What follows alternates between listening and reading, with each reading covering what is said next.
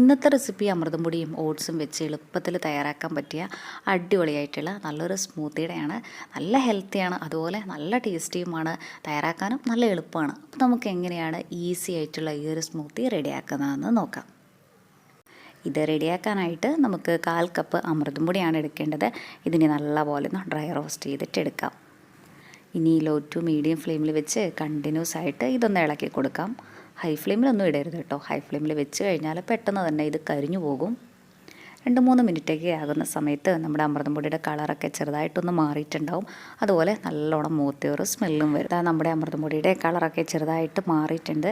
ഇത്രയും മതി. ഇനി നമുക്ക് ഫ്ലെയിം ഓഫ് ചെയ്ത ശേഷം വേറൊരു പാത്രത്തിലേക്ക് മാറ്റാം. നമ്മൾ ഫ്ലെയിം ഓഫ് ചെയ്ത് കഴിഞ്ഞാൽ വേഗം തന്നെ വേറൊരു പാത്രത്തിലേക്ക് മാറ്റാനായിട്ട് ശ്രദ്ധിക്കണേ. അല്ലെങ്കിൽ ഈ പാത്രത്തിൻ്റെ ചൂട് കൊണ്ട് തന്നെ നമ്മുടെ അമൃതം പൊടിയൊക്കെ കരിഞ്ഞു പോകും. ഇനി നമുക്ക് അടുത്തതായിട്ട് എടുക്കേണ്ടത് ഓട്സാണ്. ഞാൻ 1/4 കപ്പ് അളവിൽ ഓട്സ് തന്നെയാണ് കേട്ടോ എടുത്തിട്ടുള്ളത്. ഇനി ഇതും നല്ലപോലെ ഒന്ന് റോസ്റ്റ് ചെയ്തിട്ട് എടുക്കാം. ഇതും ലോ ടു മീഡിയം ഫ്ലെയിമിൽ വെച്ച് കണ്ടിന്യൂസ് ആയിട്ട് ഇളക്കി കൊടുക്കാം. നമുക്ക് ബ്രേക്ക്ഫാസ്റ്റ് ആയിട്ടൊക്കെ കഴിക്കാൻ പറ്റിയ നല്ല ഹെൽത്തി ആയിട്ടുള്ള സ്മൂത്തിയാണ് കേട്ടോ ഇത്.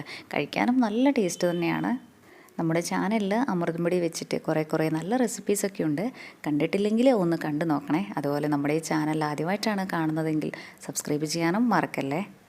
2-3 മിനിറ്റൊക്കെ ആകുമ്പോൾ തന്നെ നമ്മുടെ ഓട്സ് നമുക്ക് നന്നായിട്ട് റോസ്റ്റായി കിട്ടും. ഇത്രയും ആയാൽ മതി. ഇനി ഫ്ലെയിം ഓഫ് ചെയ്ത ശേഷം നമുക്കിതും വേറൊരു പാത്രത്തിലേക്ക് മാറ്റാം. നമ്മൾ ഈ റോസ്റ്റ് ചെയ്തെടുത്തിട്ടുള്ള ഓട്സിൻ്റെ ചൂടൊക്കെ പോയി കഴിഞ്ഞാൽ നമുക്ക് മിക്സിയുടെ ഒരു ജാർ എടുത്ത ശേഷം ഇതിലേക്ക് ഇട്ട് കൊടുക്കാം. കൂടെ തന്നെ നമ്മൾ നേരത്തെ റോസ്റ്റ് ചെയ്ത് മാറ്റി വെച്ചിട്ടുണ്ടായിരുന്ന അമൃതം പൊടിയില്ലേ, അതിൻ്റെ ചൂടും ഇപ്പോൾ നല്ലോണം പോയിട്ടുണ്ട്. അതും കൂടെ ഇട്ട് കൊടുക്കാം. ഇനി അടുത്തതായിട്ട് ഇതിലേക്ക് ഇട്ട് കൊടുക്കുന്നത് ഡേറ്റ്സ് ആണ്. ഞാൻ കുരുവൊക്കെ കളഞ്ഞ ശേഷം 6 ഈന്തപ്പഴമാണ് കേട്ടോ എടുത്തിട്ടുള്ളത്. ഈ ഒരളവിൽ തന്നെ ഡേറ്റ്സ് ചേർക്കണമെന്നൊന്നുമില്ല. അതൊക്കെ നമ്മുടെ ടേസ്റ്റിനനുസരിച്ചിട്ട് നമുക്ക് കൂടുതൽ ചേർക്കാം. അടുത്തതായിട്ട് നമുക്ക് എടുക്കേണ്ടത് പഴമാണ്. ഞാൻ നല്ലോണം പഴുത്തിട്ടുള്ള 2 ചെറുപഴം ചെറുതായിട്ട് കട്ട് ചെയ്തെടുത്തിട്ടുള്ളതാണ്. ഏത് പഴം വേണമെങ്കിലും നമുക്കെടുക്കാം.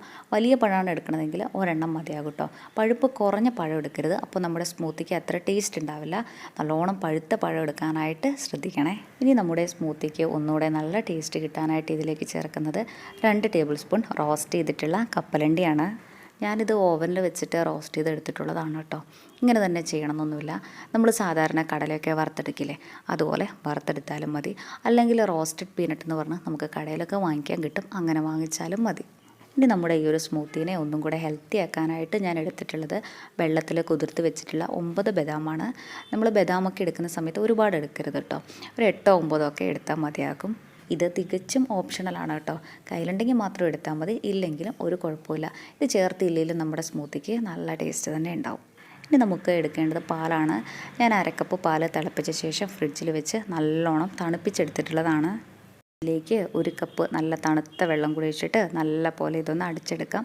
തണുപ്പ് വേണ്ടാന്നുണ്ടെങ്കിൽ സാധാ പച്ചവെള്ളം തന്നെ എടുത്താൽ മതി. ഇനി ഇതിലേക്ക് എക്സ്ട്രാ പഞ്ചസാര ചേർക്കേണ്ട ആവശ്യമൊന്നുമില്ല. നമ്മൾ ഈ ചേർത്തിട്ടുള്ള ഡേറ്റ്സിലും പഴത്തിലും അമൃതം പൊടിയിലും ഒക്കെ മധുരം ഉണ്ടാവും. ഈ ഒരു മധുരം പോരാന്ന് തോന്നുവാണെങ്കിൽ നമ്മുടെ ടേസ്റ്റിനനുസരിച്ചിട്ട് 1-2 ടീസ്പൂൺ പഞ്ചസാര ചേർക്കാം കേട്ടോ. ഇനി ഇത് നല്ല പോലെ ഒന്ന് അടിച്ചെടുക്കാം. ഇതിവിടെ നല്ല പോലെ അടിച്ചെടുത്തിട്ടുണ്ട്. ഇനി നമുക്കിതൊരു സെർവിങ് ഗ്ലാസ്സിലേക്ക് ഒഴിക്കാം. ഇനി കാണാനായിട്ടൊരു ഭംഗിക്ക് വേണ്ടിയിട്ടും നമ്മുടെ ഈ ഒരു സ്മൂത്തി കുടിക്കുന്ന സമയത്ത് ചെറുതായിട്ടൊന്ന് കടിക്കാൻ കിട്ടാനായിട്ടും ചോപ്പ് ചെയ്തിട്ടുള്ള കുറച്ച് കപ്പലണ്ടിയും കുറച്ച് പഴം കൂടെ ഇതിൻ്റെ മുകളിലായിട്ട് ഇട്ട് കൊടുക്കുന്നുണ്ട്. ഇത്രേ ഉള്ളൂ നമ്മുടെ സൂപ്പർ ടേസ്റ്റി ആയിട്ടുള്ള സ്മൂത്തി. രാവിലേക്ക് ഈ ഒരു ഗ്ലാസ് സ്മൂത്തി തന്നെ മതിയാകും കേട്ടോ. തയ്യാറാക്കാനും നല്ല എളുപ്പമല്ലേ, ഹെൽത്തിയുമാണല്ലോ. ഇഷ്ടമായി കഴിഞ്ഞാൽ ഒരു പ്രാവശ്യം ഇതേപോലെ ഒന്ന് ട്രൈ ചെയ്ത് നോക്കൂ. എന്നിട്ട് അഭിപ്രായം പറയാൻ മറക്കല്ലേ. താങ്ക്